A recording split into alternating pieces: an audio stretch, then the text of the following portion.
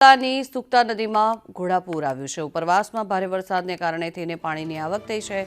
બોરદલી ગામ પાસે સુક્તા નદીમાં પાણીનું ઘોડાપૂર ઉમટી પડ્યું છે। આ દ્રશ્યો આપ જોઈ રહ્યા છો। જે રીતે સુક્તા નદીમાં પાણીનું ઘોડાપૂર આવતા પાણીનો પ્રવાહ વધ્યો છે। વધુ માહિતી મેળવી સંવાદદાતા અમિત પટેલ આપણી સાથે જોડાયા છે। અમિત, કેવી સ્થિતિ છે અત્યારે જ્યારે ઉપરવાસમાં સતત વરસાદ થઈ રહ્યો છે અને નદીના સ્તરમાં વધારો નોંધાયો છે? जी ચોક્કસ જણાવી દઉં કે છોટા ઉદેપુર જિલ્લામાં છેલ્લા 2 દિવસથી અવિરત વરસાદ વરસી રહ્યો છે।